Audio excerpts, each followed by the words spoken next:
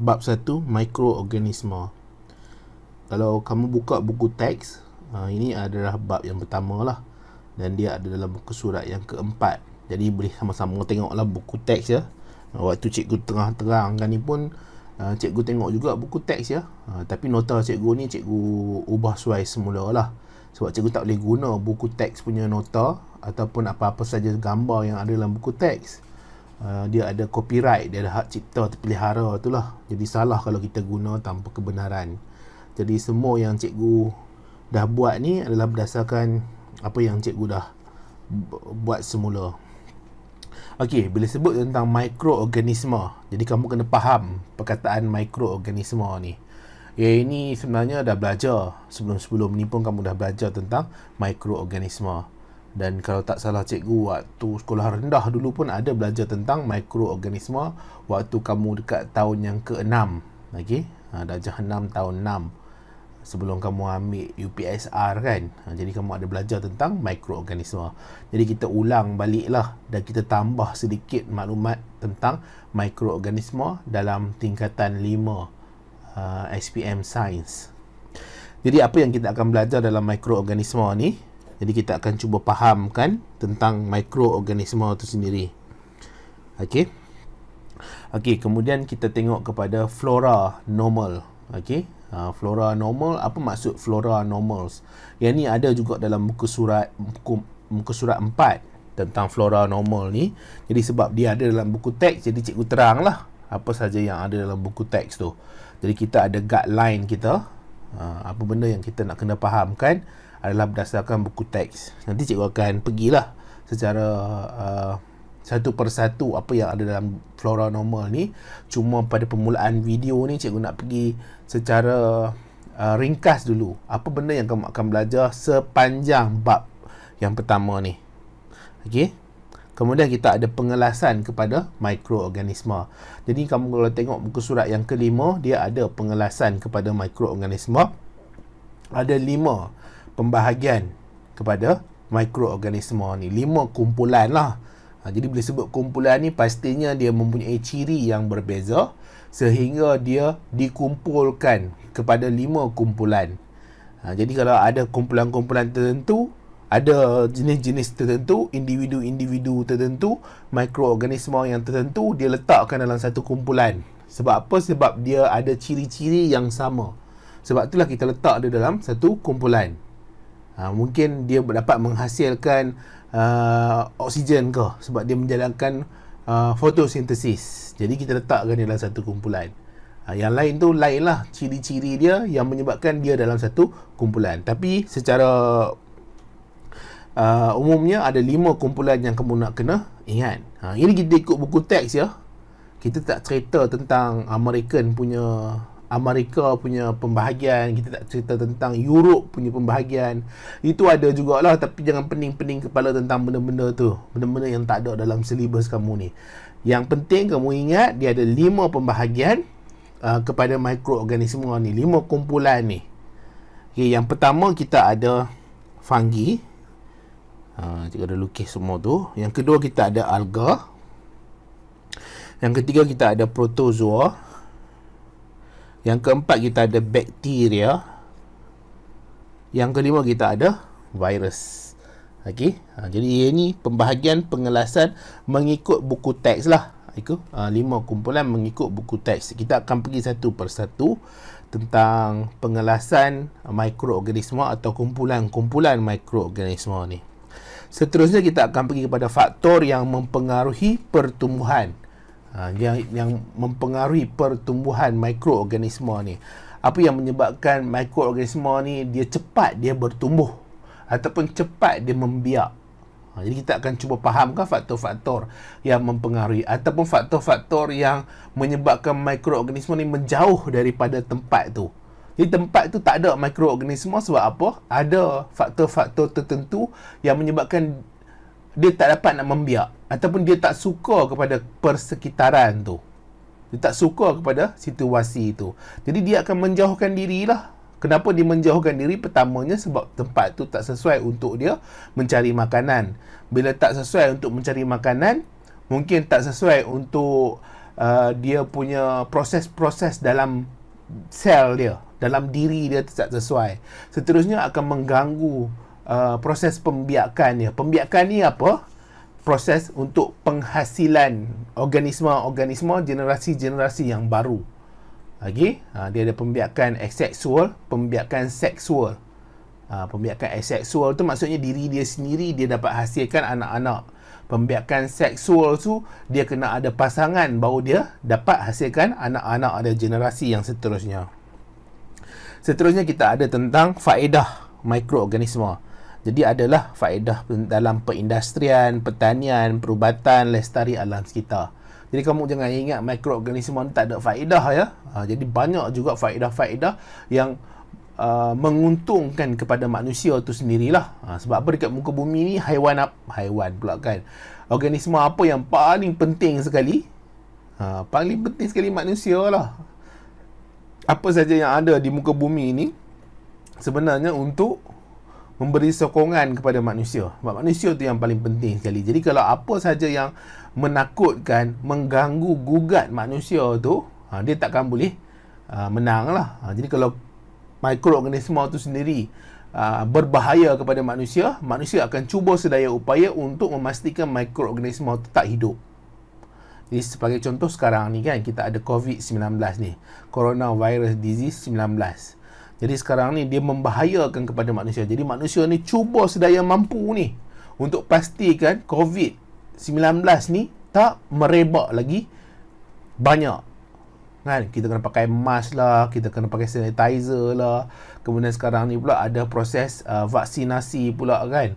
Jadi untuk pastikan mikroorganisma tu tak masuk dalam badan kita, tak menjadikan badan kita ni sebagai perumah dan merosakkan badan kita dan mengganggu gugat proses harian kita lah. Kemudian kita ada penyakit. Jadi penyakit ni yang dibawa oleh mikroorganisma. Jadi itu sedikit pengenalan lah apa benda yang kamu akan belajar dalam bab yang pertama sebelum cikgu masuk kepada mikroorganisma tu apa. Mikroorganisma ialah organisma seni. Jadi bila sebut seni ni maksudnya dia sangat-sangat halus, sangat-sangat kecil lah. Dan selalunya kita tak dapat lihat dengan mata kasar kita. Jadi kalau kat udara ni kamu tengok, mana kamu nampak mikroorganisma? Tak nampak mikroorganisma ni. Jadi dekat udara, dekat kamu punya meja tu, kamu duduk kursi ke, kamu duduk baring atas katil ke, atas tilam kamu tu ada bakteria juga ya. Dekat kamu punya kulit ada bakteria, dekat tanah ada bakteria, dekat lantai ada bakteria. Sebab itulah sangat-sangat penting kita jaga kebersihan. Dan seminggu sekali ke, 2 minggu sekali ke, kena cuci lah semua benda yang kita ada tu. Di meja kita ke, di laptop kamu ke, kena lap-lap sikit lah supaya dia tak berkumpul bakteria-bakteria tu. Dan even dekat tangan kita kan, tangan kita ni pun selalu kita sanitize. Dengan sanitizer ni kita cuci, kita bunuhkan bakteria-bakteria tu. Sebab apa? Tangan-tangan ni dia kena cuci sebab tangan ni dia selalu sentuh banyak benda. Kamu sentuh meja, kamu pegang handset, kemudian kamu akan pegang muka kamu. Kamu akan pegang muka kamu, pegang hidung kamu, dan kemungkinan bakteria-bakteria tu, mikroorganisma tu akan masuk ke dalam sistem badan kita. Sistem badan kita ni memanglah ada sistem pertahanan dia sendiri. Tetapi kalau kita yang mencepatkan lagi kemasukan bakteria-bakteria yang tak baik dalam kehidupan ni, yang menyebabkan kita akan dijangkiti oleh penyakit-penyakit yang tak sepatutnya. Jadi kena pastikan situasi, keadaan sekeliling kita ni kena bersih. Kena bersih. Kemudian dapat dilihat menggunakan mikroskop. Jadi ada juga jenis yang mikroorganisma ni, kumpulan-kumpulan dia ada juga yang dapat dilihat dengan mata kasar ya. Dapat dilihat dengan mata kasar. Tapi kebanyakan dia kita tak dapat lihat dengan mata kasar, kita kena guna mikroskop. Jadi mikroskop ni sepatutnya kamu gunalah, kamu peganglah ataupun belajar macam mana nak guna dekat sekolah. Jadi dia ada macam-macam jenis mikroskop ni. Dia ada mikroskop yang kita nak buat dissection, pembedahan. Pembedahan ni pembedahan yang mudah-mudah lah. Contohnya kamu bedah, kamu potong daun, nak tengok struktur pada daun. Contohnya tengok struktur stomata yang ada pada bawah daun. ataupun kamu nak tengok bahagian cuticle. Okey, jadi kita boleh gunalah dissecting microscope. Dia yang paling paling mudah sekali lah. Kemudian kita ada light microscope, mikroskop cahaya, atau kita panggil compound microscope. Kemudian ada juga jenis fluorescent microscope, okey, yang mana kita akan dialkan dia dengan fluorescent, supaya nanti bila kita tengok dekat dalam mikroskop tu, dia ada bahagian-bahagian tertentu yang kita nampak dia agak bercahaya, senang untuk dilihat. Dan yang paling advance sekali antaranya adalah electron microscope.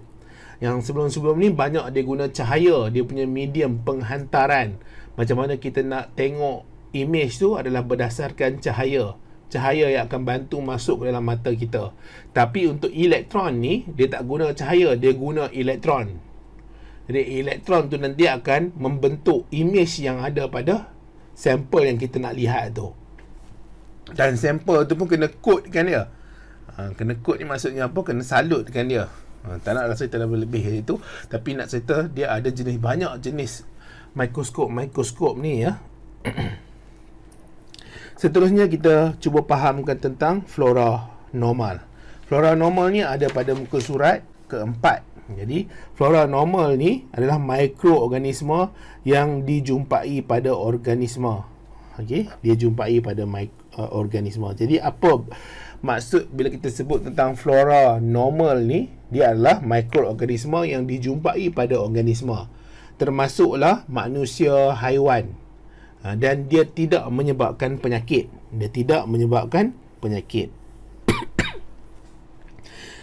Dia ada jumpai pada haiwan, pada manusia. Contohnya pada manusia, bahagian mana ada flora normal ataupun ada mikroorganisma ni? Pada urethra. Okey, pada urethra. Contohnya dia ada pada urethra ni Staphylococcus species, Corynebacterium species. Okey, urethra ni adalah saluran air kencing lah ya. Saluran air kencing, urethra. Di urethra ni dia ada bakteria. Tapi bakteria pun sebenarnya tak boleh hidup dengan baiknya di urethra ni, sebab air kencing bila dia lalu, air kencing ni dia berasid. Kemudian dia agak panas lah, dia suam. Jadi dia tak sesuai kehidupan dia di situ. Tapi ada juga jenis bakteria yang dia dapat survive. Dia dapat bertahan pada tempat-tempat ni. Okey. Kemudian bahagian atas salur pernafasan. Ni pada salur kencing lah ya. Salur kencing. Jadi kalau kamu beli buku nota cikgu ni, kamu boleh tulis sikit lah kat tepi tu bagi cantik kan. Okey. Salur kencing, salur air kencing. Kamu tambah lah. Okay, kalau kamu baca dalam buku teks ni, kamu terbaca ke ada maklumat tambahan cikgu tertinggal ke, kamu boleh tambah dekat tepi-tepi ruangan-ruangan kosong ni ya. Kamu janganlah anggap cikgu ni superhuman. Semua benda yang cikgu akan cover, semua benda cikgu ajar kamu, kemungkinan cikgu juga tertinggal. Okay, yang tertinggal tu kamu boleh masukkan sendiri, tambah baik lagi dalam nota kamu. Okey, supaya nanti dia dapat bantu sebanyaknya untuk kamu jawab soalan exam, soalan peperiksaan. Kemudian kita ada bahagian atas salur pernafasan. Okey, bahagian atas salur pernafasan. Sama juga dia ada Staphylococcus species ni, dia ada Streptococcus species. Ingat ya, dia tidak menyebabkan penyakit. Dia walaupun dia ada di situ, tapi dia tidak menyebabkan penyakit. Kulit ada Staphylococcus species, Corynebacterium species. Kemudian usus kecil ada E. coli, ada Lactobacillus species, ada Streptococcus species. Yang ini ada juga dekat bahagian usus kecil. Tadi kulit kan, usus kecil. Dia ada usus besar dan usus kecil. Okey. Apa kepentingan flora normal ni?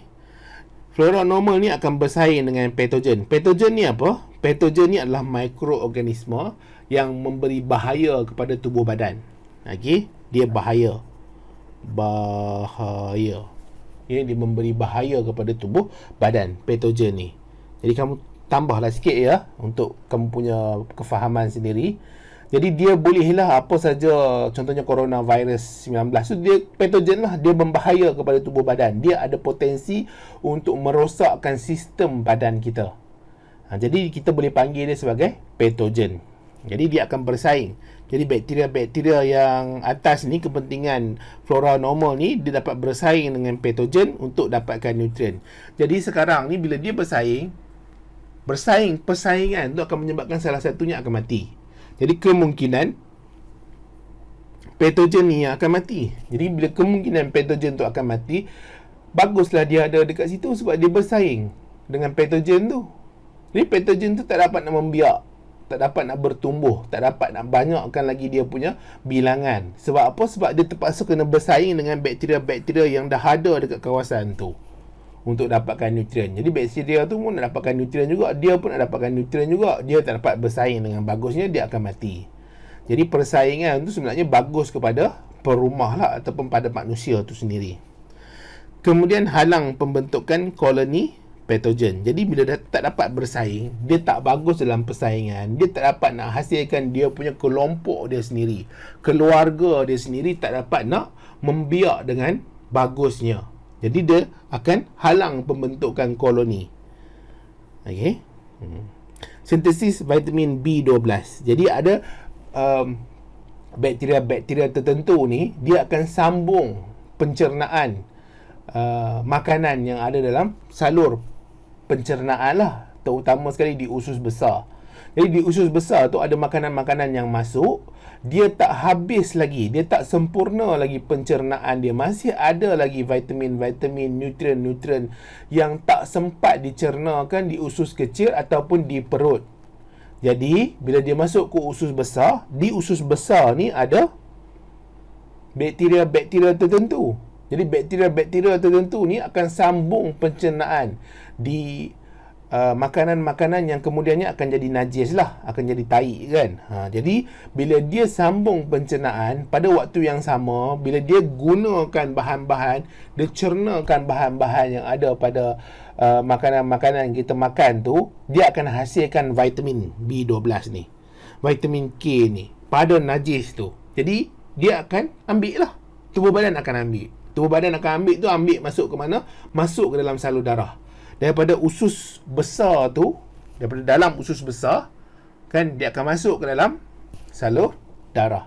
Jadi bila dia masuk ke salur darah, dia akan masuk ke dalam sistem peredaran darah kita untuk hantar pergi ke hati, hantar pergi ke kulit, hantar pergi ke otak. Jadi kita dah ada sumber nutrien di situ. Salah satunya adalah vitamin B12 dengan vitamin K. Okay, vitamin B12 dengan vitamin K. Seterusnya dia akan rangsang pembentukan antibody. Jadi bakteria-bakteria ni pun bila dia ada dalam sistem badan, tubuh badan, sebenarnya dia akan ada satu mekanisme untuk memastikan bakteria-bakteria ni tak hidup dan membahaya kepada tubuh badan. Jadi macam mana mekanisme untuk memastikan bakteria ni tak hidup dan membahayakan kepada tubuh badan, mikroorganisme ni, adalah dengan menghasilkan antibody. Jadi antibody ni apa? Dia seolah-olah macam bahan kimia, senjata kimia yang boleh pergi dan musnahkan mikroorganisme yang ada dalam tubuh badan ni. Jadi ada jenis antibody, dia pergi dekat mikroorganisme tu, bila sampai dekat mikroorganisme tu jadi berlubang-lubang badan dia. Kan macam kita kena sesuatu, tiba berlubang kita punya kulit ni. Kulit kita lubang sini, lubang sana, lubang lagi. Nampak mengeri dan menakutkan.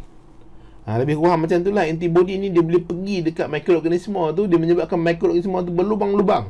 Jadi bila berlubang-lubang, cecair daripada luar akan masuk sehinggalah mikroorganisme tu dia pecah.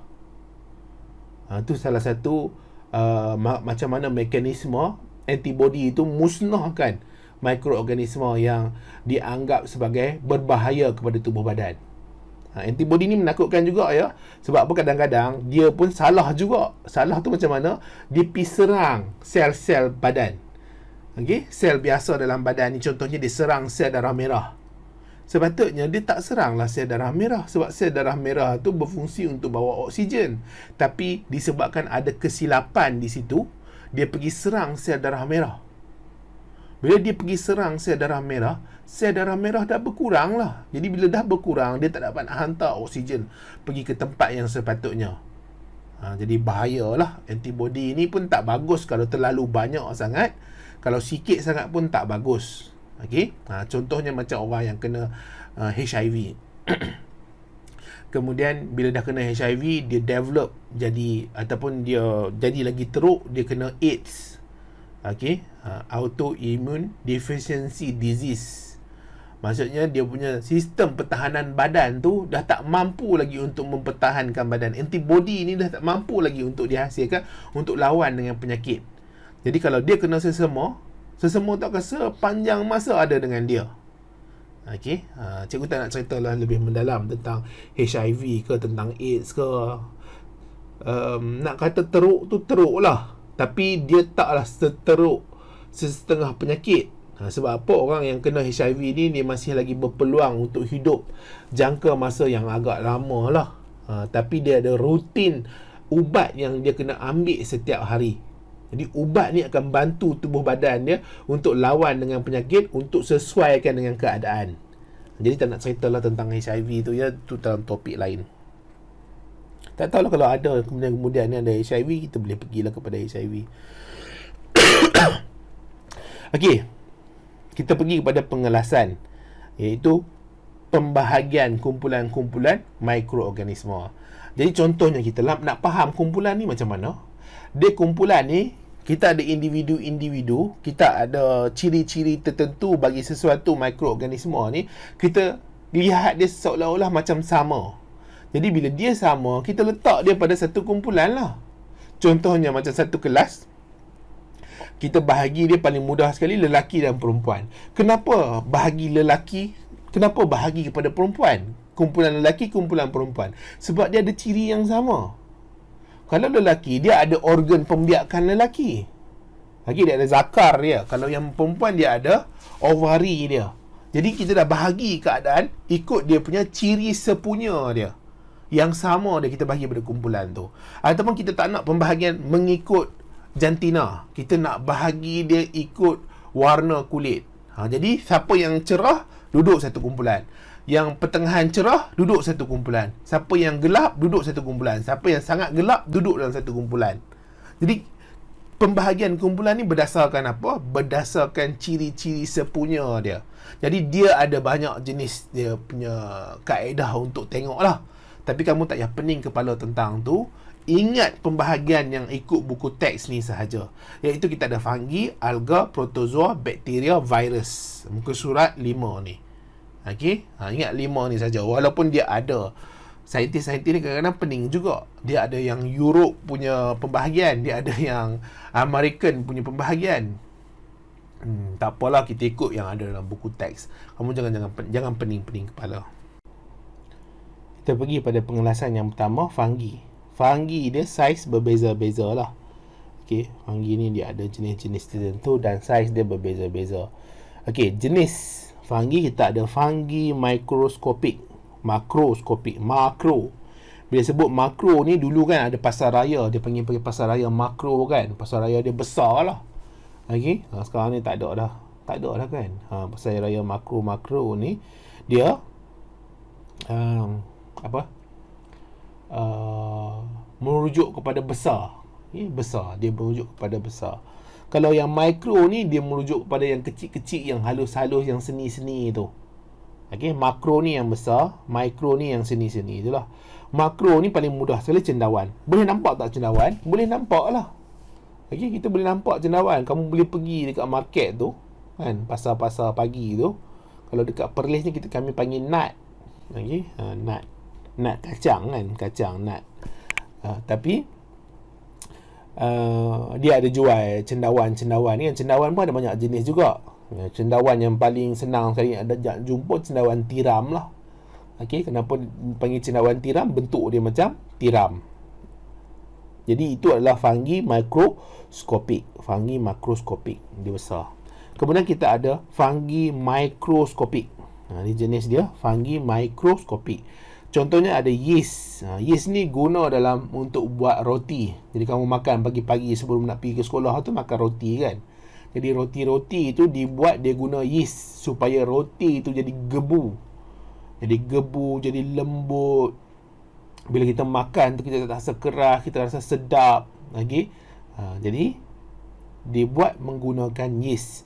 Jadi yeast tu dia akan bernafas dalam dough. Dough tu adalah hasil campuran tepung dengan air itulah. Dan kita gaul-gaul bentuk dough tu, nanti kita dah masukkan yeast sekali, kita tinggalkan dia mungkin dalam setengah jam ke 1 jam ke, dia akan jadi kembung, nanti kembang dia jadi. Kenapa? Sebab ada pernafasan yang menyebabkan pembentukan rongga-rongga udara di dalam roti itu apabila dia menggunakan yeast. Seterusnya ada mucor. Mucor ni dia akan wujudkan koloni. Mucor ni pun selalunya dia tumbuh pada roti jugalah. Ni senang nampak pada roti. Roti tu kita biar dalam masa yang agak lama, dah expired dah due date dah. Okey, dah seminggu daripada due date tu. Lepas tu kita nampak ada kelompok-kelompok koloni-koloni hitam atas roti tu. Mucor lah tu. Okey, dia akan lama kelamaan roti tu akan hilang. Hilang sebab apa? Sebab telah diserap, telah dicernakan, telah dimusnahkan oleh mucor ni. Jadi ukuran ni lebih kurang 10 mikrometer hingga ke 100 mikrometer. Yang ni mikro ya. Mikrometer, mikro. Kecil lah ya. Dia kecil lagi daripada milimeter. Kita panggil sebagai mikrometer. Dan kita nak lihat dia, selalunya kita guna mikroskop. Jadi kamu boleh tengok ya, dekat dalam YouTube kamu tulis yeast. Kamu tulis yeast, kemudian kamu compare, kamu tulis yeast dengan ameba. Yeast dengan ameba tu macam mana? Ameba ke paramecium? Paramecium tu pergi dan cari yeast untuk dia makan yeast. Jadi itu ada mangsa-pemangsa lah, hubung kait dia. Seterusnya bentuk dia unisel, sfera kecil. Ini untuk yeast. Okey, ni yeast lah. Okey, ni kat sini ada yeast. Cikgu tukar warna merah. Tak ada yeast dekat sini. Ni yeast. Multisel seperti mucor. Jadi dia ada juga jenis yang multisel, mucor. Okey, yang kat bawah ni adalah mucor lah. Buku surat berapa ni ya? Kita buka buku teks. Ni muka surat 7. Kamu boleh buka muka surat 7. Ada mucor tu multisel. Multisel tu maksudnya dia ada banyak sel lah. Okey, kalau dia unisel dia hanya satu sel saja. Jadi yang ini adalah yeast. Ini kamu boleh tulis dah ya, yeast. Jadi yeast ni dia ada dinding sel. Macam sel yang kamu belajar tahun lepas ke? Okey, kamu belajar tahun lepas ada dinding sel. Dinding sel tu adalah dinding yang luar tu, dia akan memberi bentuk kepada sel. Sel tu bentuk dia macam mana? Dia dipengaruhi oleh dinding sel. Kemudian membran sel. Membran sel ni dia akan kawal apa benda yang masuk, apa benda yang keluar. Jadi bukan semua benda boleh masuk dalam sel ya. Jadi dia akan pastikan. Tapi antara benda yang boleh masuk dan keluar ni adalah gas lah. Gas pernafasan. Gas pernafasan. Contohnya gas oksigen, gas karbon dioksida. Yang masuk oksigen, yang keluar karbon dioksida. Kemudian ada nukleus. Nukleus ni akan kawal aktiviti sel tu. Sel tu nak buat apa? Yeast ni dia nak jalankan proses apa? Dia nak jalankan proses pembiakan. Di situ ada maklumat tentang pembiakan di nukleus. Ciri kepada anak dia tu pun ditentukan oleh nukleus. Kemudian ada vakuol. Jadi dia ada vakuol. Okey, dia ada vakuol.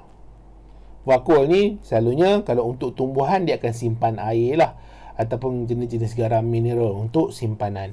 Kemudian ada granul glycogen. Okey, granul glycogen jadi simpanan makanan dia tu dalam bentuk granul glycogen. Jadi itu adalah pada satu sel. Okey, jadi yeast ni nanti kita tengoklah dia bentuk dia. Ada fungi bentuk dia bentuk sfera. Ada fungi dia bentuk multisel. Okey, ada bentuk multisel seperti mucor. Okey, yang terdiri daripada sporangium berbentuk sfera dan hypha yang berbentuk berbenang. Jadi kita ada sporangium ni, yang bahagian atas ni sporangium, kemudian hypha yang berbentuk berbenang. Jadi kamu nak tengok yang lagi bagus dia punya lukisan, tengok buku teks lah. Cikgu lukis dengan cara yang paling mudah cikgu boleh lukis lah ya. Buku teks ni lagi bagus lah. Dia orang ada pelukis-pelukis profesional yang dibayar untuk lukis. Okey. Macam cikgu ni tak ada lah. Cikgu bukan ada duit banyak pun nak upah pelukis-pelukis profesional ni. Apa tadi dekat mana lah? Kita pergi nutrisi. Jadi nutrisi saprofit. Jadi saprofit ni nutrien dari organisma yang telah mati atau reput. Jadi dia hidup pada organisma yang mati atau reput. Contohnya kita ada mucor ni. Jadi mucor ni hidup di mana? Hidup atas roti. Itu paling mudah sekali lah. Adalah dekat tempat-tempat lain.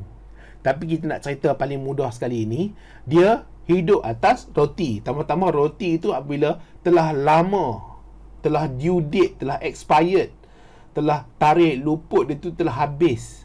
Jadi sekarang ni ada pertumbuhan mucor atas roti. Yang ni dekat muka surat 6 tu kamu nampak ada roti dan mucor dekat atas tu. Jadi mucor ni dia hidup pada atas roti itu, kemudian dia akan terus membiak di situ. Sebab apa? Sebab ada nutrien yang dibekalkan oleh roti itu. Jadi roti itu terdiri daripada karbohidrat kan. Jadi dia boleh pecahkan karbohidrat tu menjadi gula, kemudian dia seraplah gula tu. Dia serap gula tu. Maksudnya apa? Saprofit ni dia pecahkan di luar dulu. Okey? Dia pecahkan karbohidrat di roti tu dulu. Dia keluarkan enzim dia dululah. Contohnya macam manusia ni, kita takkan nak keluarkan enzim kita. Kita selalunya proses pencernaan tu berlaku dalam badan. Kalau macam kita nak bayangkan mucor ni macam mana, kalau dekat air liur ni ada enzim amylase. Jadi keluarkan amylase tu, letak dekat makanan tu. Ludah dulu dekat makanan tu kan. Biar makanan tu cerna baru telan, baru makan. Kita tak buatlah macam tu. Sebab apa? Kita boleh buat dekat dalam badan kita. Tapi untuk mucor ni dia tak. Dia keluarkan dulu enzim tu dekat luar, kemudian biar dia cerna dulu dekat luar, baru dia serap nutrien-nutrien yang dia nak ambil itu. Itu selalunya dalam golongan saprofit ni. Okey, dalam golongan saprofit ni nutrien daripada organisma yang telah mati atau reput. Jadi dia keluarkan dulu enzim-enzim dia tu pada organisma yang telah mati dan reput ni, kemudian dia cernakan, kemudian dia serap lah. Kemudian ada parasit. Jadi parasit ni nutrien dari perumah. Parasit ni nutrien dari perumah. Dia duduk pada perumah. Perumah ni maksudnya masih hidup lagi. Contohnya kulat pada kulit kita. Kan? Kulat pada kulit kita, berkulat pada kulit kan. Jadi dia adalah parasit. Jadi dia boleh serap nutrien-nutrien ada yang pada kulit tu untuk dia terus hidup dan terus membiak dengan banyak. Ni selalunya nak mudah, kamu jangan nak tanya cikgu saya ni ada kulat, macam kulat ke, macam pertumbuhan dekat kulit ni, gatal, sakit kan, macam mana nak ubat ya? Kamu jumpa doktor lah. Doktor dia belajar macam mana nak ubat-ubat ni semua. Dia belajar tentang ubat-ubat ni semua. Jadi pergi jumpa doktor. Klinik kerajaan tu memang kena tunggu sikit lah. Tapi dia ada ubat. Kamu tanya cikgu pun tak tahulah. Okey? Bukannya sikit yang benar-benar perubatan ni dia terlampau banyak. Jadi ilmu cikgu tak sampai tahap tu lah. Jadi apa-apa saja jenis penyakit, better pergi jumpa doktor, sahkan dengan doktor. Doktor akan bagi ubat lah, antifungus ke apa ke, dia akan bagi kepada kamu. Tempat-tempat selalunya macam tu lah. Bila kita tak jaga kebersihan kan, kamu berkongsi tuala ke, berkongsi ubat berus gigi ke, berkongsi katil ke, tempat tidur ke, dan kadang-kadang penyakit yang datang daripada ahli yang duduk dekat dengan kamu tu kena juga pada kamu. Okey? Jadi ada setengah orang dia tak kisah, tak apalah. Ada setengah orang yang memang betul-betul dia jaga kebersihan diri dia tu, dia tak boleh pada benda-benda yang macam ni. Tapi tak ada masalah sangat. Sekarang ni orang kata apa? Teknologi dah hebat, perubatan dah cukup-cukup canggih. Selalunya penyakit-penyakit yang mudah-mudah ni dah ada ubat. Okey, dah ada ubat. Jadi boleh pergi jumpa doktor. Okey. Sensei tabib Cina tu kadang-kadang dia ada ubat yang bagus juga untuk penyakit-penyakit fungus ni, berkulat pada kulit ni ya. Dia ada pada rambut pun ada, pada kulit pun ada, macam-macam tempat lah. Jadi dia akan ambil nutrien dari perumah. Jadi habitat dia selalunya dia berkait rapat dengan nutrisi. Jadi muka ni kita nak jumpa dekat mana? Habitat dia dekat mana? Kat roti lah. Kan? Kita jumpa kat mana lagi? Kat roti. Jadi habitat dia dekat situ. Jadi roti tu dah habis, dia nak pergi mana? Dia pergi cari roti-roti yang lain pula. Okey. Kemudian cara pembiakannya. Jadi cara pembiakannya ada dua jenis. Satu seks, aseks. Aseks tu maksudnya diri dia sendiri hasilkan anak-anak tanpa perlu pasangan. Okey, diri dia sendiri hasilkan anak-anak tanpa perlu pasangan. Kemudian seks konjugasi. Okey, melalui konjugasi. Okey, aseks ni kalau unisel iaitu yeast, dia melalui pertunasan. Kalau kamu tengok kat sini kita ada yeast. Jadi yeast ni dia bertunas. Okey. Kemudian dia bertunas. Kemudian dia bertunas, kemudian dia akan terpisah. Jadi bila dia terpisah, dia hasilkan organisma yang baru. Jadi organisma yang asal dia tu, ibu ayah dia tu pergi mana? Ni duk ada lagi ni. Dia bertunas keluar tunas yang baru lah. Kalau kamu tengok pokok kamu dekat luar rumah kamu ada pokok. Kadang-kadang mak ayah kamu gunting pokok-pokok daun-daun berlebih-lebih tu kan. Sebulan kemudian ke 3 minggu kemudian kamu tengok ada tunas yang baru keluar. Jadi tunas yang baru tu dia adalah tumbuhan yang baru tumbuhlah daripada pokok yang asal tu. Pokok asal jadi apa? Tak ada jadi apa. Dia duduk kat situ masih ada lagi lah. Okay? Dia bertunas sahaja. Tapi dia lain dengan pokok-pokok tu. Pokok-pokok tu dia tunas, dia tak terpisah dengan induk dia yang asal. Tapi untuk yeast ni, dia bertunas, dia terpisah, dia jadi organisma yang baru. Hang nak pergi mana? Hampirlah. Okay? Pergilah, nak pergi mana, pergi ke tempat yang mana nak pergi tu, ikut dia lah. Okay? Dia tak berkait lagi dah. Dia tak bersambung lagi dengan yang induk. Induk tu apa? Ibu ayah dia tu. Jadi induk tu adalah dia punya parent lah, parent. Dalam bahasa Melayu kita panggil induk lah. Kemudian multisel. Multisel kita ada muko ni. Muko ni adalah pembentukan spora. Jadi dekat sporangium ni, jadi bila dia matang, dia akan pecah. Okay? Bila dia matang, dia pecah, dia keluarkan spora-spora ni. Jadi spora-spora ni bila dia tiup angin, kan, angin datang tiup dia, kita tak nampak sangat, dia kecil sangat. Dia pergilah terbang ke arah lain. Sehinggalah dia jatuh pada permukaan yang dia boleh bertumbuh, dia boleh bertunas, pecah jadi muko dewasa. Okey, jadi yang ni dia boleh pecah keluar, dia jadi yang dewasa. Muko ni apa ni? Spora ni. Okey, spora. Jadi spora ni adalah sel mikroskopik. Mikro ya, mikro maksudnya kecil. Kemudian dibebaskan oleh sporangium. Ini sporangium dibebaskan di bawah angin. Sebab apa? Dia sangat halus dan ringan. Kemudian dia akan bercambah tanpa persenyawaan. Jadi bila dia jatuh dekat roti yang lain, kan, mula dia dekat atas. Kemudian bila ada orang angkat dia, bila letak 4 lengker, dah rosak kan. Dia mungkin terbang kena pada roti yang seterusnya. Ataupun pada kan rak-rak tu kan. Okey. Mungkin ada dalam tu spora-spora tu jatuh pada roti, dia akan bercambah jadi muko dewasa. Seterusnya konjugasi. Konjugasi ini dia ada pertemuan pada haifa berlaku. Bila pertemuan pada haifa ni berlaku, dia akan hasilkan gamet. Jadi ni ada haifa ni. Okey, pertemuan pada haifa, konjugasi. Jadi dia akan ada persenyawaan gamet untuk hasil muko yang baru. Okey. Dia kamu tak belajar detail lah yang ini ya. Dia just cerita macam tu saja, cikgu cerita macam tu sajalah. Nanti kalau cerita lebih-lebih nanti kamu pening kepala pula. Jadi banyak benda nak kena faham pula. Jadi kamu kena ingat, SPM ni kita ada had limit pembelajaran kita mengikut silibus buku teks. Kita tak melangkau. Kalau boleh jangan melangkau daripada apa yang ada dalam buku teks tu. Kalau tidak, banyak sangat kamu nak kena ingat, nak kena hafal, nak kena faham kan. Jadi kamu pun nak buat benda lain juga kan. Nak tengok YouTube, nak tengok video, nak tengok TikTok lah, nak tengok TV lah, tengok drama Korea lah kan. Jadi ada banyak sangat ni, kadang-kadang pening kepala lah kan. Jadi jangan stres-stres. Kita ikut apa yang ada dalam buku teks. Itu saja yang kita cuba fahamkan. Kalau kamu berminat nak tahu pun tak ada masalah lah. Cikgu dulu waktu sekolah ada kawan cikgu ni memang cukup minat dengan ikan. Kalau boleh semua tentang ikan dia nak baca. Dia memang cukup minat memancing. Jadi padahal tak ada pun belajar mendalam tentang ikan-ikan ni. Tapi tak ada masalah, memang dia minat. Jadi sambung belajar pun dia ambil tentang ikan juga. Zoologi ni dia buat research, kajian pun tentang ikan juga.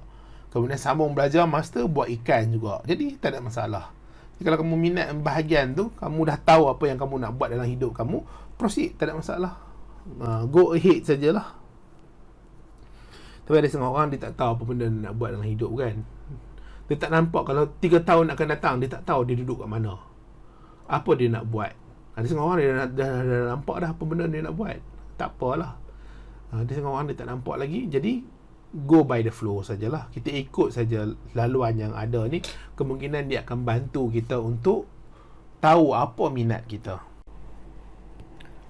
Seterusnya kita ada alga. Alga ni kamu boleh buka muka surat 9, okay? Muka surat 9.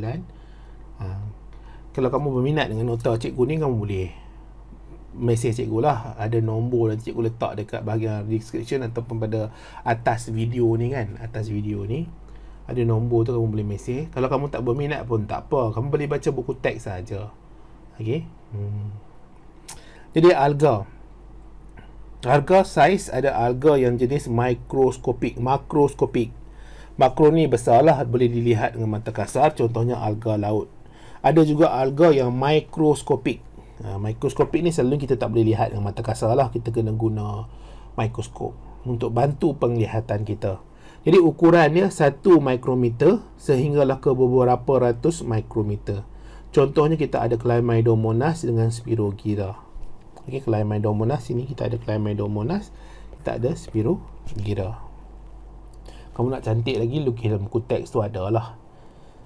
Jadi bentuk dia unisel. Unisel kita ada Chlamydomonas, multisel kita ada Spirogyra. Jadi yang ini adalah unisel, yang ini adalah multisel. Nutrisi dia, dia ada kloroplast. Jadi bila dia ada kloroplast, dia ada klorofil. Dia boleh jalankan proses fotosintesis. Jadi bila dia boleh jalankan proses fotosintesis, dia boleh hasilkan makanan dia sendiri. Jadi dia dapat bertumbuh, dia dapat membiak tanpa dia ganggu orang lain lah, organisma lain.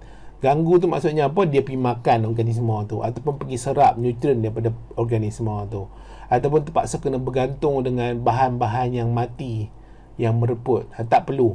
Sebab apa? Sebab diri dia sendiri dah boleh hasilkan makanan dia sendiri. Okay? Makanan dia sendiri melalui proses fotosintesis. Kita ada habitat air tawar. Dia boleh dapat dijumpai kat habitat air tawar, air masin, tanah lembap, kulit pokok.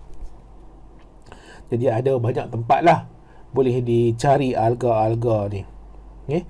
Cara pembiakan dia ada assex, belahan dia 2. Seks kita ada konjugasi. Jadi dalam buku teks ni dia tuliskan untuk pembiakan seks dengan aseks bagi Chlamydomonas. Jadi kita pergi dulu kepada pembiakan aseks. Kita ada pembiakan aseks, pembiakan seks. Pembiakan aseks ni kita faham mudah saja. Okey. Jadi kita ada ni dewasa ni, Chlamydomonas yang dewasa ni. Tukar warna lain. Chlamydomonas yang dewasa ni. Chlamydomonas yang dewasa ni apa akan berlaku? Dia akan menjalani mitosis 2 kali. 2 kali mitosis. 1 kali mitosis akan hasilkan 2 sel anak. Kalau dia mengalami 2 kali mitosis, dia akan hasilkan 4 sel anak. Dan dia duduk dalam dalam coating dia ni. Okey, di dalam durable coat. Coat dia tu macam satu layer perlindungan lah. Satu lapisan perlindungan yang dipanggil sebagai zoospora, kalau tak salah cikgu. Kemudian dia akan pecah, dia akan keluar 4 sel anak lah. Okey, 4 sel anak. Jadi yang dewasa ni dah tak ada lah. Sebab apa? Sebab dia dah mengalami 2 kali mitosis. Akan hasilkan 4 sel anak. 2 kali mitosis, 2 kali. Jadi kalau kamu ada nota cikgu ni, kamu boleh tulis 2 kali. Okey, mitosis. Daripada 1 ni akan jadi 4. Sebab apa? 1 dia akan jadi 1-1. Kemudian 1-1. Hujung dia sekali itu ada 4 sel anak yang akan terhasil. Okey, boleh ya? Sekali lagi. Kita ada 1 kat sini. 1 ni dia akan berlaku mitosis yang pertama, dia akan jadi 1 dan 1. 2 sel anak lah. 2 sel anak ni akan mengalami mitosis yang kedua, akan jadi 1. Jadi in total akhir sekali ada 4 sel anak. Iaitu Chlamydomonas ada 4 daripada 1 induk. Okey, pembiakan seks. Untuk pembiakan seks pula, apa jadi? Pembiakan seks ni selalunya dia berlaku kalau untuk Chlamydomonas ni apabila dia punya surrounding, persekitaran dia dalam keadaan yang kekurangan. Okey, berlaku dalam keadaan yang kekurangan. Jadi dia akan menjalankan proses pembiakan seks ni. Kekurangan tu dari segi apa? Kemungkinan daripada nutrien dah berkurang. Jadi dia akan menjalankan proses pembiakan seks supaya nanti anak-anak dia tu dapat pergi ke tempat lain, dapat survive. Kalau dia mati pun tak ada masalah lah. Sebab apa? Dia dah bekalkan, dia dah ada generasi seterusnya yang boleh bergerak ke tempat yang lain.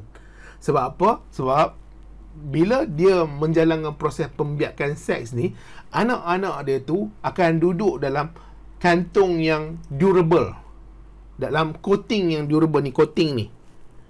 Okey, coating yang durable yang apabila dibawa angin ke, dibawa oleh sesiapa organisme ke, dia dapat bertahan dalam cuaca, dalam keadaan yang ekstrim tu. Jadi bila dah sampai ke tempat yang elok, baru dia pecah, barulah dia jadi yang dewasa balik. Sebab tu Chlamydomonas, bila dia dah berada dalam keadaan yang ekstrim, yang kekurangan makanan, daripada yang dewasa ni,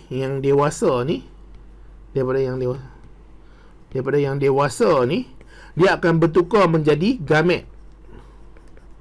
Daripada dia yang dewasa ni, dia bertukar jadi gamet. Maksudnya dia ada haploid. Haploid cikgu dah ajar dulu waktu mitosis dulu. Dia haploid, dia punya kromosom dia tu, dia tak diploid. Okey, dia jadi gamet. Jadi bila dia jadi gamet, dia akan bersenyawa lah.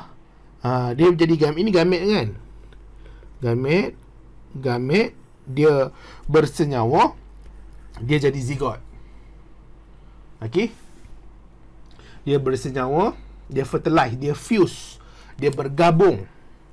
Sekali lagi ya, pembiakan seks ni berlaku sebab keadaan sekeliling dah kekurangan makanan, dalam keadaan ekstrim.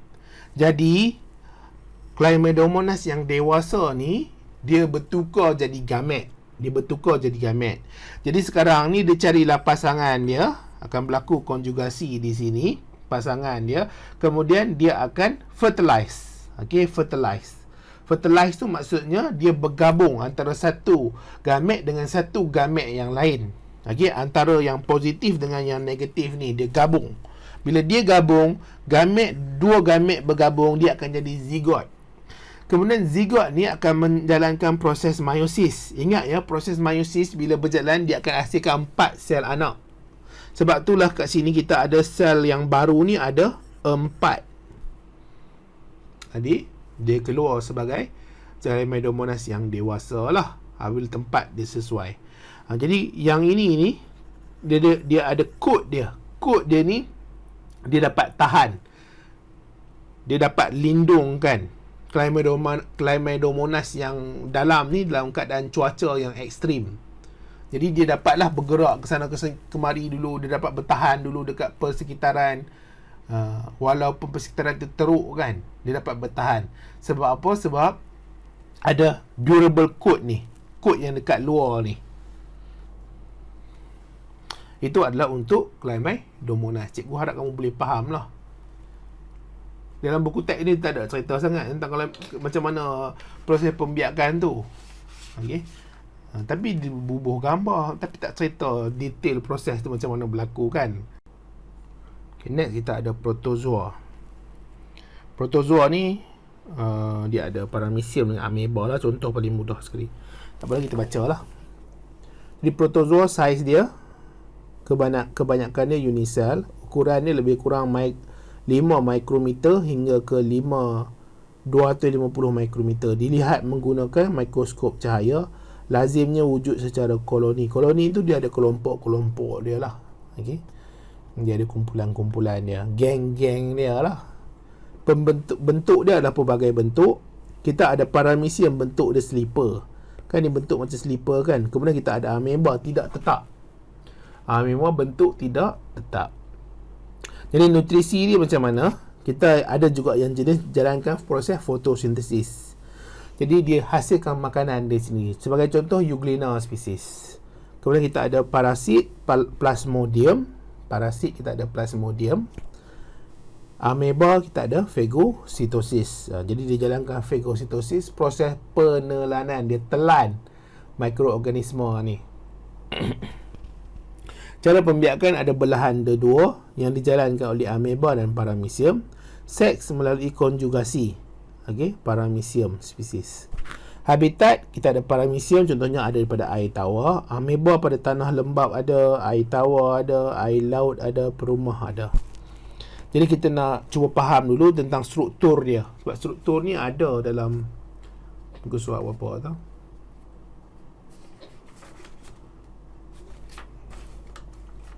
Kat mana protozoa? Ni muka surat 11. Okey, muka surat 11 dengan muka surat 10 dia ada cerita tentang struktur bagi ameba dan paramecium. Jadi nak tak nak cikgu kena terang kepada kamu lah.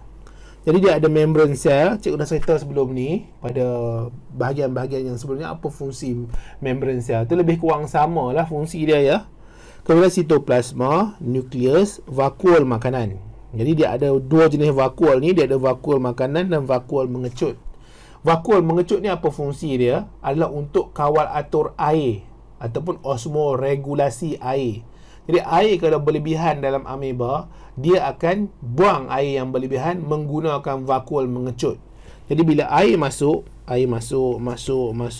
berkumpul dalam ni banyak, pengumpulan air itu akan diserap. Dia akan masuk ke dalam vakuol mengecut. Jadi bila dah penuh vakuol mengecut tu dengan air, dia akan mengecut secara tiba-tiba. Bila dia mengecut secara tiba-tiba, air dalam vakuum mengecut ni akan keluar daripada ameba. Jadi sekarang ni dia dah hilang lah air. Jadi itu adalah salah satu proses macam mana dia kawal kuantiti air yang ada di dalam sel. Kemudian kita ada paramecium. Jadi paramecium ni dia ada sitoplasma, cilia. Cilia ni adalah dia punya bulu-bulu dekat luar ni. Jadi bulu-bulu tu akan bantu dia untuk dia bergerak. Okey. Ameba pergerakan dia lain sedikit. Paramecium ni pergerakan dia lain. Mana lagi besar? Okey. Ameba lagi besar ya. Ameba ni berkeupayaan untuk makan paramecium. Dia pergi dekat paramecium tu, dia pergi telan paramecium tu. Kemudian dia musnahkan paramecium tu. Jadi ini adalah pemangsa. Yang ni adalah mangsa.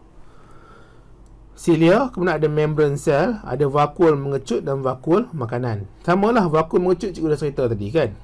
Kemudian di sini dia ada mikronukleus dengan makronukleus. Makronukleus ni adalah untuk jalankan aktiviti hariannya.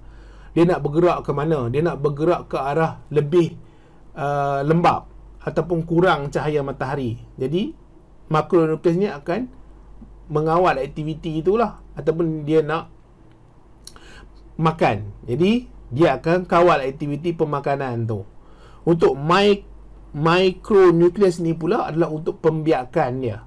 Okey, terutama sekali pembiakan seks dia lah. Dia akan melibatkan mikronukleus. Jadi kita cuba fahamkan tentang fagositosis. Okey, fagositosis, kita ada ameba di sini. Ameba akan pergi bergerak ke arah makanan. Ni makanan dia. Jadi ameba ni besar ya. Dia pergi ke arah paramecium, dia cuba telan nanti paramecium tu. Kamu boleh search dekat Google, tulis ameba eat paramecium. Ameba makan paramecium. Ada banyak video dalam tu. Okey, ada banyak video dalam tu yang kamu boleh tengoklah macam mana ameba dia panjangkan dia punya plasma membran ni. Dia panjangkan plasma membran dia, kemudian dia pergi kepung paramecium ni. Dia kepung paramecium, kemudian dia telan paramecium masuk ke dalam. Dan dia akan membentuk vakuol makanan. Kemudian akan dia cerna dan pecahkan paramecium tu lah. Jadi proses ni kita panggil sebagai fagositosis. Nampak tak? Apa dia guna? Dia guna plasma membran dia. Plasma membran dia ni, dia boleh pergi dan memanjang, kemudian pergi kepung paramecium tu, kemudian dia paksa paramecium tu untuk masuk ke dalam sitoplasma dan membentuk vakuol makanan. Kemudian vakuol makanan ni akan ada tindak balas dengan enzim-enzim pencernaan yang akan pecahkan paramecium tu untuk ditukar jadi nutrien-nutrien untuk digunakan oleh ameba. okey, untuk digunakan oleh ameba. Kemudian kita pergi kepada pembiakan dia. Kita ada pembiakan ASEC. Kamu tulislah sikit ya. Ni pembiakan seks. Belahan ada dua. Jadi belahan ada dua ni tak susah lah. Jadi dia belah ada dua saja. Cuma kamu kena ingat dia ada sel asal, sel induk ni. Apa berlaku dekat sel induk ni? Dia akan berlaku duplikasi. Bahan genetik ni akan berlaku duplikasi. Dia macam mitosis jugalah, tapi dia berbeza dengan mitosis sebenarnya. Dia berlaku duplikasi, dia duplicate. Dia macam seolah-olah dia hasil satu lagi yang sama bahan genetik ni. Okey, jadi bahan genetik ni daripada satu dia jadi dua melalui proses duplikasi. Kemudian dia akan jadi dua sel ameba. Kemudian dua sel ameba, dua sel anak lah, hasil daripada yang induk ni. Jadi induk tu tak ada dah. Sama juga dekat paramecium ni, dia akan ada duplikasi pada bahagian genetik tu, pada dia punya nukleus. Okey, pada dia punya nukleus. Kemudian kita pergi kepada konjugasi. Jadi di konjugasi ini dia melibatkan mikronukleus. Okey, melibatkan mikronukleus.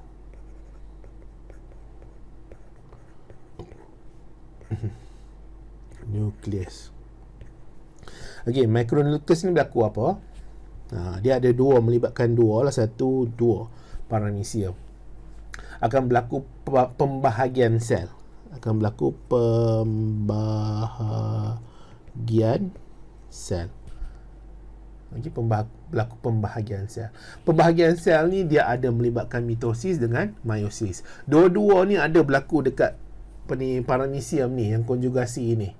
Ada berlaku ya pembahagian sel ni. Ada berlaku pembahagian sel.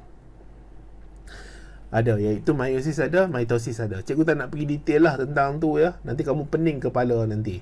Kemudian ada yang beritahu berlaku meiosis, ada 4 mikronukleus, kemudian 3 daripada mikronukleus tu akan degenerate. Ada macam-macam nanti.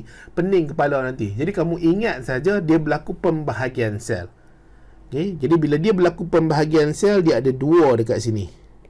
Okey, dia ada dua dekat situ, bahagian mikronukleus. Ada dua mikronukleus.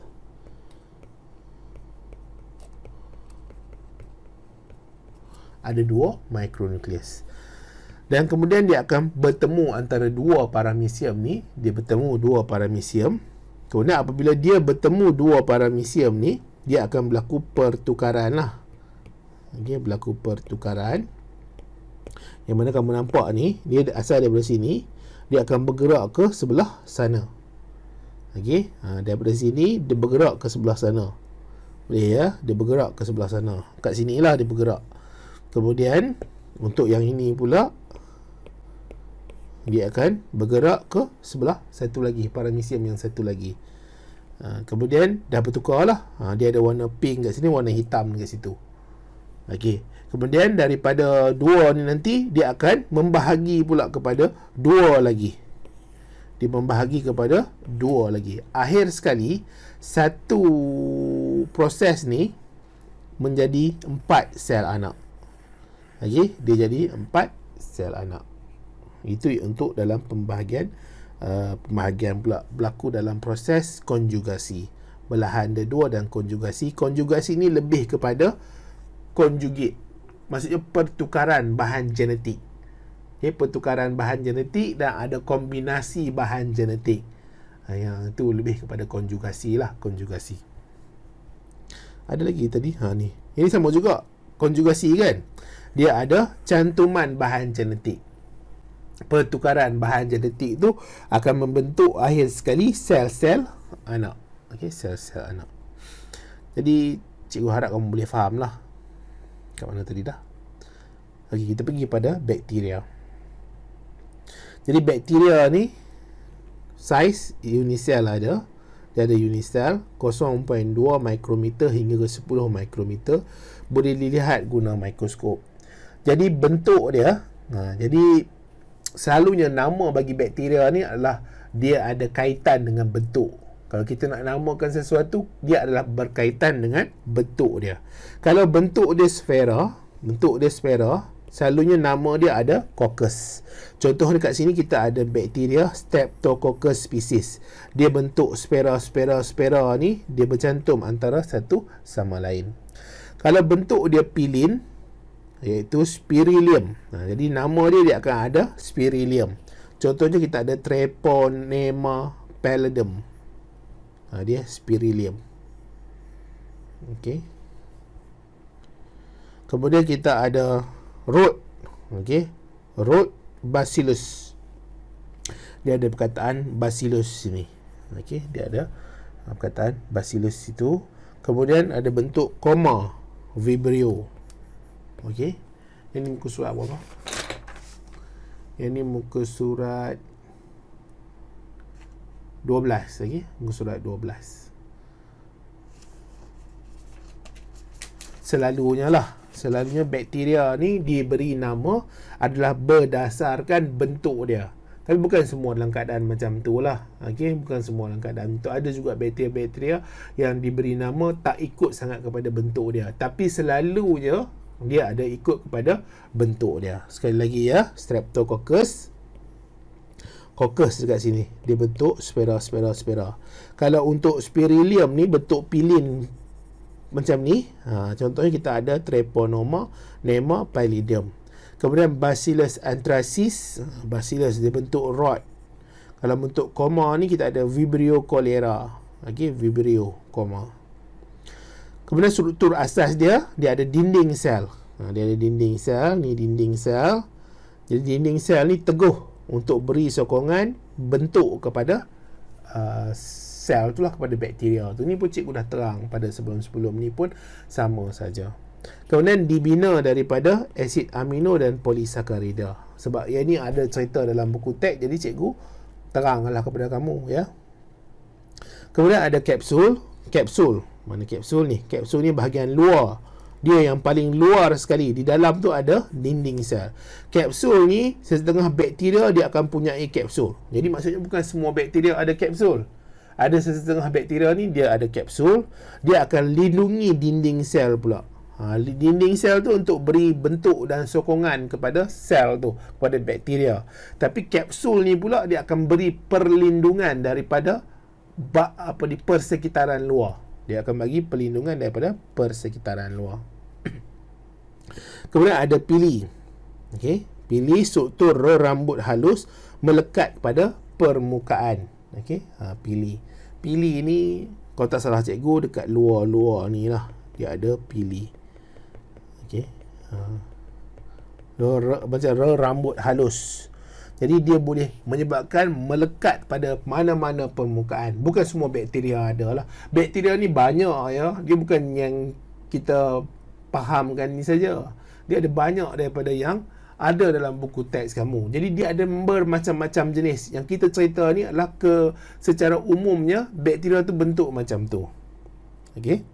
Kemudian ada flagellum. Jadi flagellum bahagian ekor ni. Ekor untuk bergerak. Seterusnya nutrisi. Jadi ada bakteria yang ada klorofil. Maksudnya dia boleh hasilkan dia boleh jalankan proses fotosintesis untuk hasilkan makanan dia sendiri. Ada juga jenis bakteria yang parasit. Jadi dia hidup pada perumah, dia akan ambil nutrien daripada perumah. Ada jenis yang saprofit. Saprofit ni cikgu dah cerita sebelum ni. Okey, nutrien daripada organisma mati. Kemudian habitat ada di udara, ada pada tanah, organisma hidup, organisma mati. Cara pembiakan dia adalah melalui aseks, belahan D2, seks konjugasi. Jadi biasa kita dengar lah belahan D2 konjugasi kan. Nanti cikgu terang lagi tentang aseks dengan seks ni, konjugasi dengan belahan D2 ni. Kemudian dia ada ciri istimewa yang dipanggil sebagai endospora. Jadi spora terbentuk dalam sel bakteria. Di dalam sel bakteria tu ada pembentukan spora. Okey, pembentukan spora.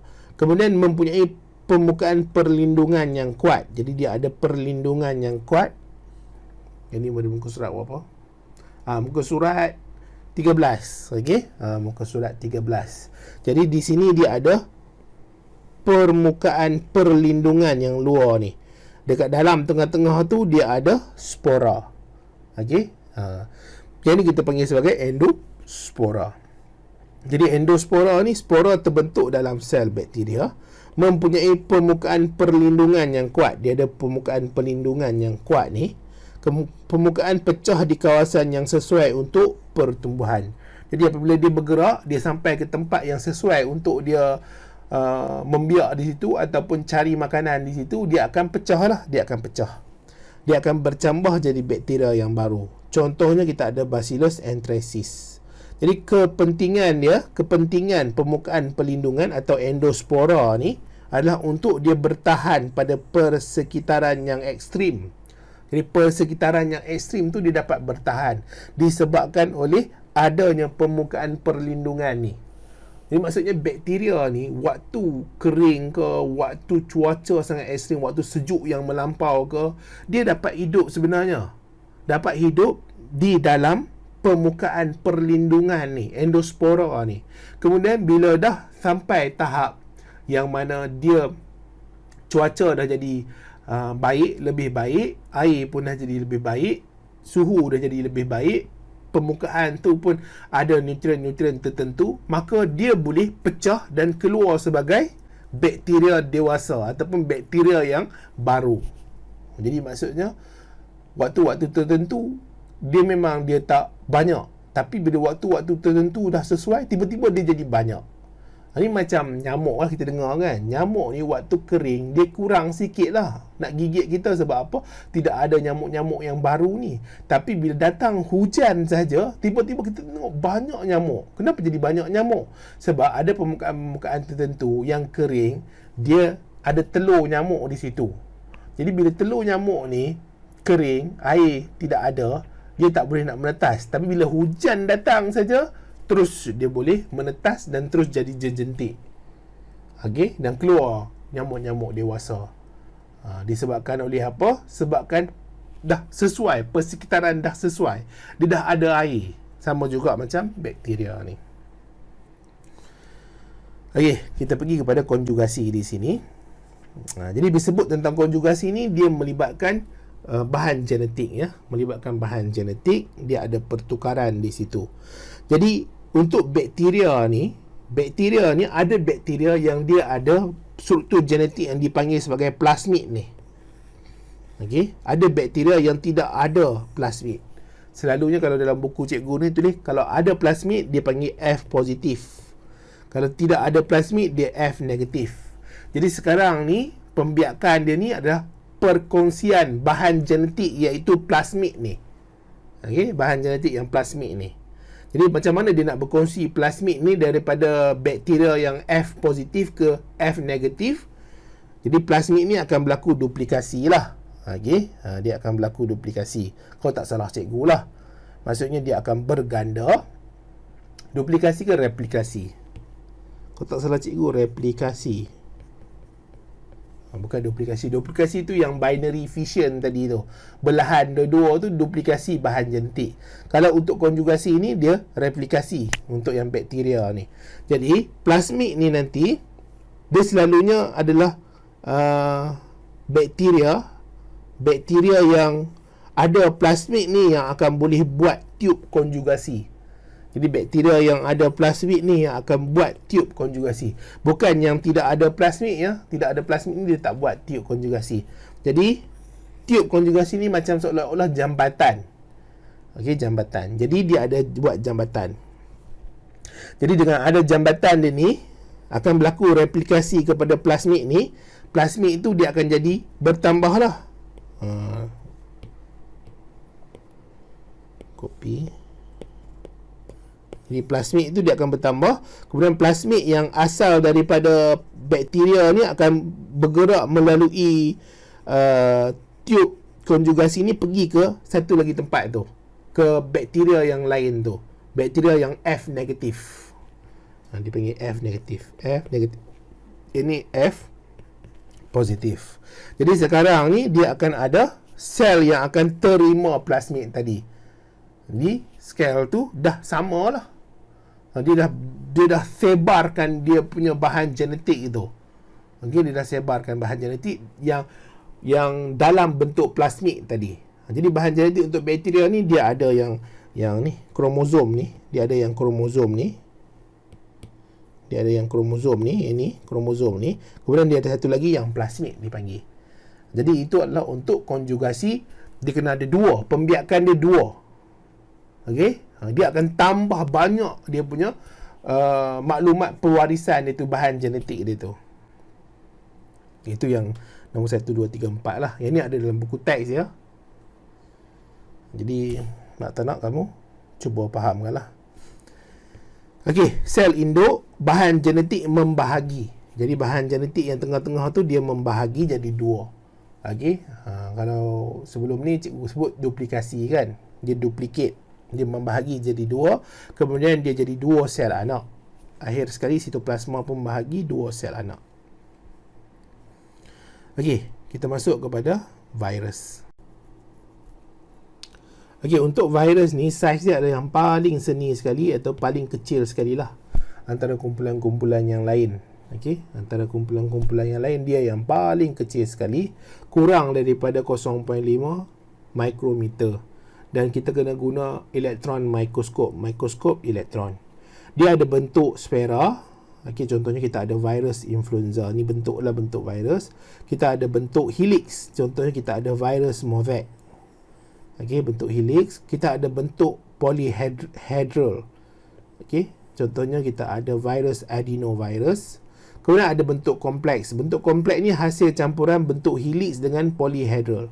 Helix dengan polyhedral. Dia cantum jadi satu virus. Contohnya kita ada bacteriophage. Bacteriophage ni bukan bakteria ya, dia adalah virus. Ini adalah bentuk-bentuk bagi virus. Kemudian kita ada struktur asas dia. Virus terdiri daripada berbenang asid nukleik. Jadi kat dalam ni dia ada berbenang asid nukleik. Nampak tak? Berbenang asid nukleik tu yang hijau tu. Dia sama ada DNA atau RNA. Cikgu ni tak tutup dia. Siapa yang beli nota cikgu ni tutup lah ya. Dilindungi lapisan protein. Dia ada lapisan protein dekat luar yang akan memberi perlindungan. Ciri khas dia, tiada ciri hidup. Dia menjalankan, dia tidak menjalankan ya. Tidak menjalankan. Cikgu tu dia bagi elok lah. Nanti kamu tambah lah ya. Dekat tepi ni, tidak menjalankan. Tidak menjalankan proses respirasi, pertumbuhan, tidak bergerak. Dia tak macam mikroorganisma yang lain. Sebab tu dia punya pembahagian ni agak pening sikit. Dia mempunyai ciri bagi benda hidup, dia ada ciri benda yang tak hidup. Kenapa? Ciri benda hidup satu-satunya yang dia jalan adalah pembiakan sahaja. Pembiakan ni lah salah satu ciri yang dia jalankan. Okey. Dia menjakiti sel perumah. Jadi dia akan kena ada sel perumah. Kemudian dia pergi dekat sel perumah dia tu untuk dia banyakkan lagi dia punya populasi. Banyakkan lagi individu-individu dia. Banyakkan lagi virus-virus dia. Jadi sel perumah ni contohnya apa? Kita ada bakteria, haiwan, tumbuhan. Okey. Okey, jadi ini pada muka surat 15. Jadi ini dia kena bagi penerangan lah. Sebab apa? Sebab dalam buku teks ada. Okey, nombor 1, apa yang berlaku? Virus melekat pada permukaan sel perumah. Jadi ini adalah sel perumah. Sel perumah, ini adalah virus. Okey, jadi virus ni dia melekat pada sel perumah. Kemudian virus suntik bahan genetik dalam perumah. Jadi virus dia suntik genetik dalam perumah. Jadi keluarlah, masuklah dalam perumah tu, warna merah tadi kan. Jadi bahan genetik ni pula akan kawal perumah. Jadi perumah tu sepatutnya dia jalankan proses fungsi dia lah, apa yang dia nak lakukan sehariannya. Tapi masalahnya, bila dah masuk bahan genetik ni dalam perumah, bahan genetik ni pula kawal perumah. Kan? Macam rumah kita ni, siapa yang kawal rumah kita? Mak ayah kita. Tiba-tiba ada orang lain masuk. Kan? Masuk dalam rumah kita, tiba dia nak arah kita. Kamu kena buat yang ni. Kamu kena buat yang ni. Kamu tak boleh buat yang ni. Kamu tak boleh buat yang ni. Kamu kena tidur kat situ. Kamu kena tidur dekat sini. Dia pula jadi ketua nak arah kita buat apa yang sepatutnya kita tak buat lah. Lagi dia pula yang nak tentukan kita ni nak macam mana, padahal dia orang luar. Itu yang berlaku pada perumah di sini. Jadi bahan genetik ini akan kawal perumah. Dia akan membahagi. Bila dia membahagi, dia akan gunakan bahan-bahan yang ada dalam perumah tu untuk bina kapsid. Kapsid ni adalah bahan dia lah, lapisan protein dia. Okey, lapisan protein pada virus tu sendiri. Okey, dia punya struktur binaan untuk membentuk virus tu ada kapsid. Jadi dia guna bahan macam orang main rumah kita lah kan. Untuk dia terus hidup, dia buka peti sejuk tu, dia makan apa saja yang ada dalam peti sejuk tu. Jadi kita nak makan apa, kita pun tak makan apa lah. Teruklah kita ni, dah dengar arahan dia, ambil pula semua makanan yang ada dalam rumah kita tu pula. Masalah. Sebab tu ada setengah orang ni jenis virus. Dia asal usul keturunan dia virus. Kenapa? Sebab dia pergi rumah orang tak sedar ke diri. Dia nak arah orang nak kena buat apa. Lepas tu dia ambil makanan, habis semua dia makan.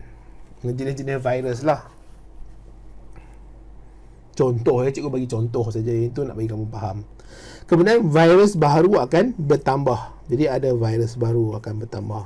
Jadi orang yang main rumah kita pula tu kahwin pula dah. Tambah pula anak-anak dia pula dalam rumah kita kan. Jadi pening pula kepala kan. Contoh lah ya. Kamu jangan pula terasa hati kan. Nak tahu. Cikgu tak ada kata kat siapa-siapa lah. Nak bagi contoh, nak bagi kamu faham. Kemudian virus pecah. Okay, dia akan pecahkan sel bakteria. Jadi bila dia pecahkan sel bakteria, virus-virus ni akan keluar pergi ganggu perumah-perumah yang lain pula. Jadi dia akan pergi serang perumah-perumah yang lain. Jadi perumah-perumah yang lain pun akan bermasalah. Jadi antara moral value yang ada dalam cerita ni, pembiakan bagi virus, kita jangan jadi virus. Kita jangan jadi virus lah. Kita jangan hidup ni nak membiak saja, nak menyusahkan orang lain saja. Okey? Kita jangan jadi virus. Okey, seterusnya kita pergi kepada faktor yang mempengaruhi pertumbuhan mikroorganisma. Okey, jadi kita ada kelembapan. Jadi pastinya kebanyakan mikroorganisma sesuai hidup pada tempat yang lembap lah, dan dia tidak sesuai hidup pada kawasan yang kering. Cahaya, contohnya kita ada alga memerlukan cahaya. Jadi faktor pertumbuhan cahaya ni pada mikroorganisma yang menggunakan cahaya. Jadi kalau tempat tu ada cahaya, jadi banyaklah kemungkinan dia ada hidup di situ. Kemudian kulat bakteria tiada cahaya. Ya, dia tak naklah cahaya. Cahaya akan ganggu dia. Jadi dia akan cuba menjauh daripada cahaya. Kemudian cahaya yang ada ultra ungu ni, dia ada keupayaan untuk membunuh mikroorganisma. Jadi ada bahan-bahan tertentu, ada teknologi tertentu, dia guna cahaya ultra ungu untuk dia bunuh mikroorganisma yang ada pada peralatan-peralatan yang ada di tempat kerja dia lah. Selalunya kemungkinan di makmal ke kan, ataupun di hospital ke, dia guna cahaya ultra ungu ni untuk memastikan bahan-bahan dia tu, alat-alat radas dia tu bersih daripada mikroorganisma. Kemudian pH 7 ni yang paling sesuai. Tapi ada juga mikroorganisma yang hidup di kawasan berasid atau berakali. Okey. Seterusnya suhu 35 darjah Celsius hingga 40 darjah Celsius yang paling sesuai. Kemudian kalau suhu terlalu rendah, dia akan merencatkan pertumbuhan. Kalau suhu terlalu rendah, dia akan susah nak membiak. Sebab itulah pembiakan dia akan melalui pembiakan seks untuk dia jadi dalam bentuk keadaan spora. Okey, dalam keadaan spora, supaya dia dapat tahan dulu cuaca yang ekstrim tu. Kemudian bila cuaca dah sesuai, baru dia keluar daripada spora tu. Jadi bila dia keluar daripada spora tu, waktu keadaan situasi dah semakin elok lah. Jadi bila suhu tinggi, dia akan bunuh juga mikroorganisma. Tapi ada juga jenis mikroorganisma memang dia tahan panas.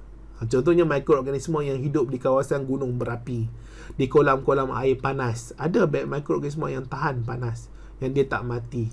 Okey. Jadi nutrien ni kalau kurang, dia akan rencatkan pertumbuhan dia. Contohnya macam perumah tu kurang nutrien. Macam mana dia nak hasilkan virus-virus yang baru kan? Bermasalah lah dia. Kemudian ada juga mikroorganisma yang mempunyai faedah-faedah tertentu kepada manusia. Contohnya untuk perindustrian. Perindustrian contohnya untuk menghasilkan minuman seperti Yakult, Vitagen yang bagus untuk usus besar ni. Jadi dia guna contohnya Lactobacillus bulgaricus ataupun yang cikgu selalu sebut Lactobacillus acidophilus, okey, ataupun strain Shirota. Tu antara yang bagus-bagus lah untuk dia industri pemakanan. Contohnya makanan pula untuk roti-roti tu menggunakan yeast. Kemudian bahan kulit, barangan kulit. Jadi ada dia guna untuk proses barangan kulit ni, dia guna bakteria ni, Bifidobacteria Lactobacillus subtilis. Okay. Cikgu pun tak tahulah dia guna macam mana, tapi untuk dia hasilkan produk barangan kulit tu, dia ada guna bakteria ni. Kemudian bakteria ni mungkin dia buang kulit ke apa ke, cikgu tak pastilah. Okay. Kemudian pertanian. Jadi dalam pencernaan haiwan, jadi ada Bifidobacteria species. Ini muka surat berapa?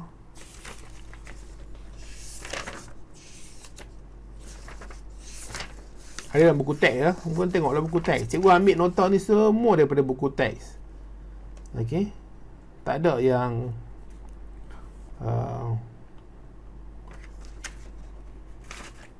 luar daripada buku teks lah.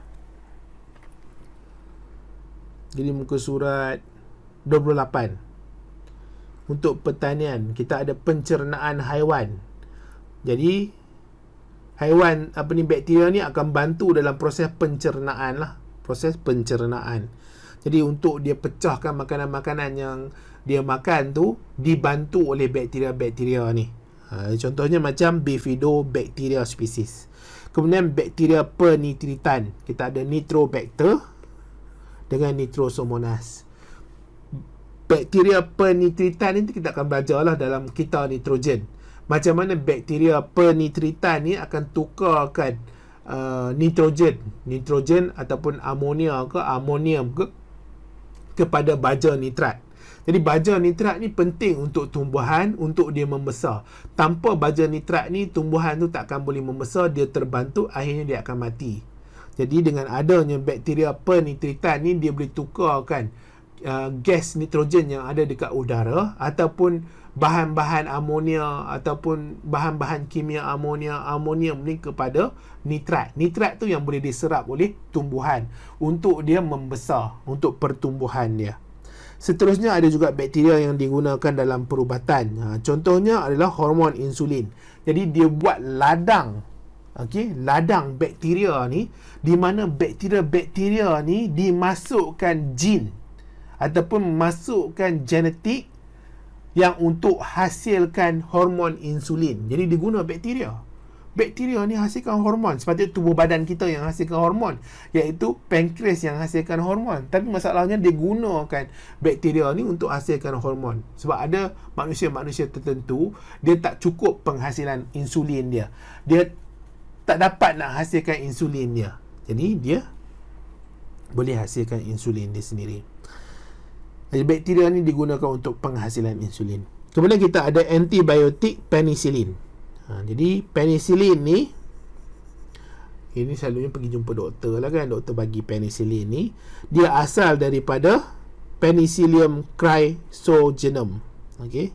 Seterusnya penghasilan vaksin. Jadi penyakit-penyakit ni yang ada dekat udara ni, salah satunya untuk bunuhkan penyakit-penyakit ni, untuk menyebabkan tubuh badan bersedia terhadap penyakit-penyakit ni adalah kita guna vaksin. Jadi vaksin ni apa? Bakteria-bakteria yang dah dilemahkan atau dimatikan, ataupun ciri-ciri bakteria tu ada pada bahan tu, untuk disuntik ke dalam badan supaya badan nanti dia hasilkan satu pertahanan untuk dia lawan dengan penyakit-penyakit ni kalau penyakit tu masuk ke dalam badan. Contoh kita ada rotavirus, salmonella, poliovirus. Ini muka surat apa? Muka surat 28. Seterusnya kita ada lestari alam sekitar. Apa maksud lestari ni? Alam lestari tu maksudnya dia sustain. Sustain tu dia kekal. Dia dapat kekalkan keadaan dia dari masa ke semasa, dari zaman ke zaman, dari satu generasi ke satu generasi yang lain. Dapat kekalkan. Macam orang kaya, dia dapat kekalkan kekayaan dia. Orang miskin tak boleh lah. Orang miskin kena jadi kaya lah, atau jadi lebih baik. Jadi lestari tu dapat kekalkan. Alam sekitar ni dia kena kekalkan sumber yang ada tu, kebersihan yang ada tu. Tak boleh dia jadi semakin teruk, semakin buruk, tak boleh. Okey, itu maksud lestari kan alam sekitar. Macam mana kita nak kekalkan alam sekitar ni pada tahap yang terbaik, dia tak dimusnahkan. Jadi kita kena guna bahan-bahan semula lah. Ada yang 5R, 3R apa semua tu kan. Reduce, recycle, reuse. Kemudian ada ekoenzim. Ekoenzim ni dia gunakan bahan-bahan sampah apa semua tu untuk dia hasilkan bahan pencuci. Okey, bahan pencuci. Ini muka surat berapa? Muka surat 30. Jadi kamu tengoklah. Hasil dari proses penapaian sisa pertanian. Hasil daripada proses penapaian sisa pertanian buah dan sayur. Okey, jadi digunakan buah sayur ni untuk dia hasilkan ekoenzim dia ni. Jadi dia akan ada pencuci ekoenzim. Okey, pencuci ekoenzim. Kita ada pencuci kimia. Ini kamu boleh highlight sikit lah ya. Ini tajuk dia. Tak besar sangat dah. Okey.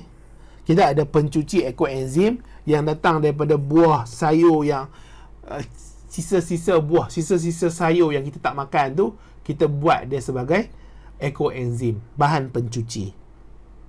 Jadi pencuci ekoenzim ni dia dapat urai lemak dengan grease. Untuk pencuci kimia dia emulsi lemak grease ke buih. Jadi dia ada teknik-teknik dia tu lah. Kemudian untuk yang pencuci ekoenzim tak perlu sental, tapi pencuci kimia perlu sental. Kemudian untuk yang pencuci ekoenzim tidak sumbat saluran, pencuci kimia dia boleh menyebabkan sumbat saluran. Murah, mesra alam, mahal, cemar alam sekitar. Jadi boleh buat sendiri bahan pencuci daripada sisa-sisa buah dan sayur. Tapi cikgu tak tahulah siapa yang buat ya guna. Cikgu pun guna bahan cuci kimia juga. Itu yang mudah nak didapati. Kemudian kalau kita nak guna buah dan sayur ni, kita nak dapat mana kan? Kalau dapat ada sisa-sisa pun tak banyak. Okey. Kamu boleh baca detail muka surat 30. Muka surat 30. Kemudian serum lactobacillus species. Jadi dia ada serum lactobacillus species. Yang ni muka surat 31. Jadi serum lactobacillus species ni dia digunakan untuk merawat air sisa dan enap cemar dalam sistem saliran. Okey. Jadi kamu boleh tulis sini sikitlah. Rawat air sisa dan enap cemar. Jadi serum lactobacillus ni dia boleh singkirkan bau busuk pada air sisa tu. Kemudian rawat sisa kumbahan. Dia akan hasilkan enzim. Dia untuk majukan industri perikanan, buat kompos, pencernaan dalam ternakan. Ni ada tu kegunaan serum lactobacillus. Seterusnya kita ada penyakit. Okey, untuk penyakit ni, contoh kita ada pneumonia. Streptococcus pneumonia, bakteria ni. Jadi dia bakteria Streptococcus pneumonia ni, bakteria ni boleh menyebabkan pneumonia. Okey, jadi kita boleh ambil antibiotik penicillin lah. Jadi antibiotik ni boleh lawan atau bunuh Streptococcus pneumonia ni.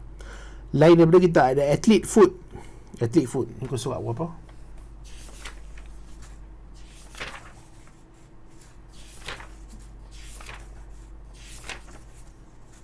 Ni muka surat 40.